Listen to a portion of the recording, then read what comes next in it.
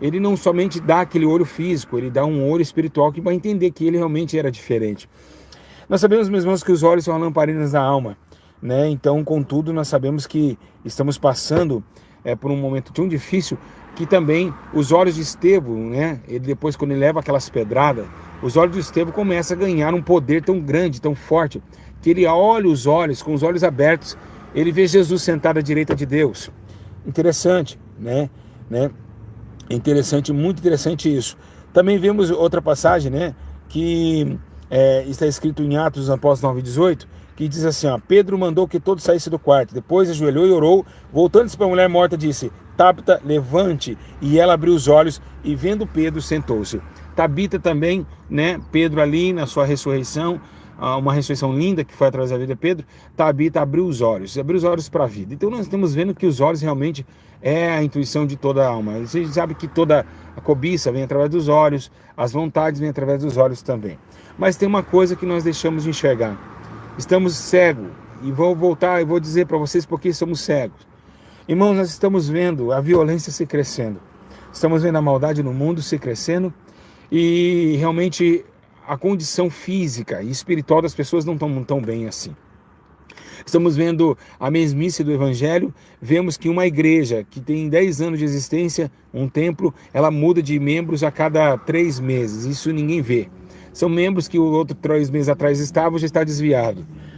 Vemos que essa geração, quando vem um pastor sai, outro entra pior. Vemos a decadência no mundo tão sombrio. Vemos rouba Uber.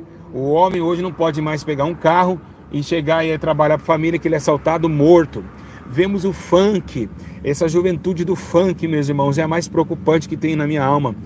Levando o que o diabo faz, ele cega os olhos desses jovens, trazendo uísque, trazendo gírias, comportamentos totalmente fora da palavra. Estou na rua aqui, irmão, sem parar para falar isso, e eu via uísque, só maconha, fazendo live de maconha, e um dos nossos filhos, que hoje com 10 anos a pessoa, uma criança tem telefone, ela vai estar acompanhando alguns desses funkeiros, que não é exemplo para criança alguma. Não é exemplo, são crianças menores fumando maconha, tentando, dizendo que é bandido, outros falando em gírias, e o final deles são a morte. A Bíblia diz: o salário do pecado é a morte, mas o dom gratuito de Deus é a vida eterna. Às vezes a favela venceu, eles acham só porque eles conseguiram comprar uma moto, só porque eles conseguiram comprar um carro de luxo, através do funk, fazendo a menina rebolar, fazendo essa menina que agora rebolando, que aí o outro, né, na bunda, né? Depois não quer saber mais se é pai ou não, vai ficar mais uma aí, trazendo mais um volume aos centros de recuperações e ao centro de alimentação do bairro, ou seja, aquela instituição que te dá a cesta básica. Vai ser mais uma menina de 14, 15 anos com filho no colo, sem o pai, que vai estar pedindo cesta básica na favela, né? Pedindo comida, alimentação, não vai poder mais trabalhar porque tem a criança, enfim, toda uma vida estimulada, toda uma sociedade quebrada. Nós não temos mais poder sobre a criação, porque a criação realmente ela perdeu o juízo. Então realmente vamos ver uma sociedade indo de mal a pior, com os olhos atados, né? Hoje, esse ano, só 2021, cresceu 28% o volume de moradores de rua. Então é preocupante. Você vai ver que a cada esquina que você passa tem um morador de rua, tem alguém na rua, tem alguém desesperado, tem crianças, casal com crianças pequenas morando embaixo de papelão. Então vemos que realmente o mundo já que os crentes, né? A igreja que era para viver esses olhos, que era para estar enxergando tudo isso, parece que está mais cega do que o próprio diabo. Eu quero dizer uma coisa para vocês: se vocês estão falando que o diabo ele não tem poder, ele arrebatou o seu Jesus. E ele tem tendo poder tão forte que ele calou a igreja, que ele tirou a igreja dos cultos ao livre. Domingo hoje, era para ter aqui na praça uns crentes adorando e louvando a Deus e pregando na comunidade. Mas se fechamos os nossos olhos, parece que o diabo está batendo o pé e nós estamos correndo. As trevas sim estão prevalecendo. Nós estamos vendo um mundo caótico, uma terra indo embora, o fim está próximo, o tempo da ignorância, o tempo da raiva, da solidão, do abandono, sono, da carência, estamos vendo afetando nossos lares. Os nossos jovens estão levando para a maconha, o uísque e ostentação, achando que vencer é ter coisas financeiras, é ter um carro, vencer é ter dinheiro e um relógio de ouro no pulso, sendo que o vencer, que Jesus disse, aquele que vencer, quando Jesus fala de vencer, ele não fala aquele que vencer na matéria, Jesus falou aquele que vencer este mundo, aquele que vencer as seduções dessa terra, aquele que vencer tudo isso, eu darei a coroa da vida eterna. Vencer, a favela venceu não, a favela está indo para o inferno. Muitos jovenzinhos achando que é funkeiro, achando que é isso e aquilo, está totalmente sua mente corrompida, porque a palavra de Deus, ela é como uma espada, ela corta, ela diz que para que o homem nascesse de novo, para que o homem largasse os seus próprios ideais e para que vivesse uma vida santa e irrepreensível até a volta do Senhor. Estamos vivendo sim, meus irmãos, um tempo de crentes materialistas, um tempo onde as igrejas, os templos são gigantescos, milionários, mas estamos vendo e continuamos vendo saindo de casa e vendo a senhora ali na esquina de casa, morando embaixo de papelão, pedindo comida, com criança no semáforo. Nós estamos vivendo um tempo final, o tempo do dia do fim. E é uma geração perversa. É uma geração caótica, é uma geração que nós não conseguimos abrir nossos olhos, como está escrito aqui na palavra. Os olhos de Tabita abriu para a vida, os olhos de Saulo abriu para a vida. A gente está com os olhos, mas a gente não está enxergando. Parece que a igreja que era para ser a mais vivente, a igreja que era para ser a luz do mundo, a igreja que era para causar mesmo na favela, hoje realmente a igreja morreu, a igreja está apanhando dos demônios. Nós estamos vivendo uma frase de religiosos que ficam na internet falando mal do outro, enquanto as almas estão morrendo na terra.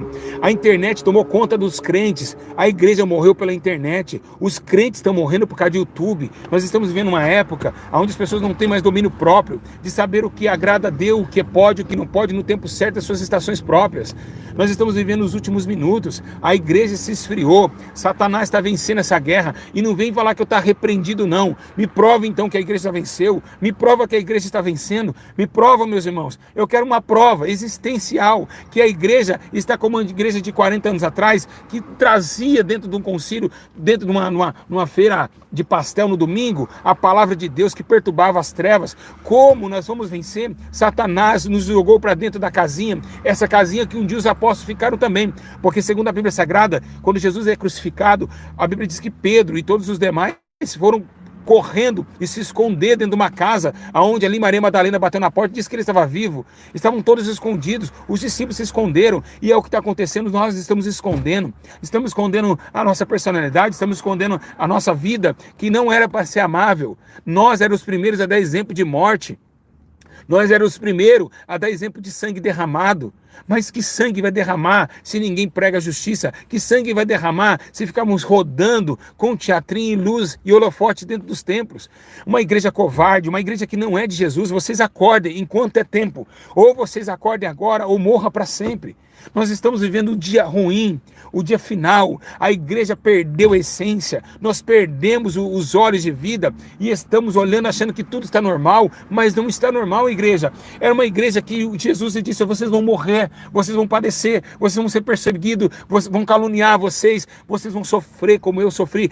Que sofrimento a senhora que está me vendo está tendo? Qual o sofrimento que um pastor que abre uma live como essa fica no YouTube e depois pedindo, dizendo que Jesus está mandando? Ei, Deus manda lhe dizer, ei, tem uma palavra, aperta o play, uma palavra profética para você, mas nunca fala para o povo se arrepender, porque quer o teu dinheiro. Depois fala, manda uma oferta de amor, manda uma oferta aqui ó, na descrição de amor, porque Deus falou para você, porque Deus fala comigo e Ele está te confortando agora. É um Deus do conforto, é um Deus que não é o Deus do confronto, é um Deus do conforto. Esse Deus não existe, meus irmãos. Não é hora de Deus confortar ninguém, é hora de Deus confrontar os nossos pecados, porque nós somos uma geração má, nós somos errados, nós erramos todo minuto, todo segundo. É o tempo da ira de Deus, da espada do arrependimento. E por que Deus mandou falar? Deus mandou falar. Mulheres que nunca conheceu a Deus, eles abrem uma live e enganam milhões de pessoas, e todo mundo, glória a Deus, aleluia, louvado seja Deus. Ou então outro que tem raiva do outro, fala que teve uma visão celestial, que o outro é do diabo, que o outro é é isso, que é outro aquilo, mas eles não têm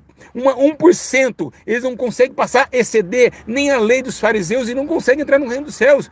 São terríveis, são crentes incautos da fé, religiosos. Nós estamos vivendo uma época, meus irmãos, que nós estamos indo para o inferno com a Bíblia na mão. A igreja vai ser a primeira a ser condenada, sabe por quê? Porque nós estamos brigando entre nós, a contenda, a heresia, a dissensão entre os irmãos está fazendo com que o diabo ganhe força. Nós pedimos socorro. A igreja pede socorro para Jesus. O Espírito Santo tem que intervir a isso, tem que levantar homens de Deus. Nós precisamos urgentemente de ter um avivamento. Nós precisamos de ter um avivamento espiritual, onde os pastores não vivem mais dinheiro, onde nós visamos somente alma, que só choramos com aqueles que estão chorando. Eu sei que a geração é perversa, eu sei que o tempo hoje é do fim. O panfleto que você manda, eles vai lá e amassa, coloca no bolso, e a máquina de lavar roupa bate o folheto no bolso que você mandou, que Jesus era para ler aquele panfleto. Eu sei que a geração vai negar, mas a igreja não pode parar de trabalhar. Apóstolo Paulo, vamos trabalhar de dia, enquanto chega a noite ninguém pode mais trabalhar. A noite chega meia-noite vem um esposo, e aí vem um grito, aí vem o noivo, sai ao encontro, e quando chegar o noivo, a gente vai morrer. Imagine você no inferno queimando, dizendo: eu tive a oportunidade de ser melhor, eu tive tempo para fazer a obra, eu tive tempo nos domingos, eu tive tempo, mas eu fiquei no churrasco com a família, eu fiquei no YouTube metendo pau na vida dos outros, eu fiquei fazendo contenda, eu fiquei fazendo fofoca, a minha vida só foi isso. O arrependimento teu vai ser grande. Irmãos, aquele dia, a Bíblia diz, o choro e o arrependimento será eterno. Então você imaginar que você teve sua vida, que Deus apostou em você, que Jesus te deu a vida para você resgatar outras vidas, mas você viveu a sua vida como nada. Você viveu, teve filhos e morreu. O que você fez para Deus? O que Deus vai qual é a vantagem para o reino dos céus? O que você fez? Mas você caiu, mas não tem problema, você levantou, glória a Deus, você foi lá e voltou às primeiras obras, fez melhor, glória a Deus. Você chorou pelas almas, você teve uma vida, comunhão com Deus. Vocês acham que religião, meus irmãos, é viver dentro da igreja, é abrir um culto, cantar 3 hinos da harpa, religião, meus irmãos, não é isso. A religião imaculada é sustentar o órfão e a viúva, você sofrer com os que estão sofrendo, você chegar para uma mulher agora que está sentada no papelão e comer junto com ela, e falar: de onde veio a senhora? E sua família? E tentar achar um lugar para ela repousar.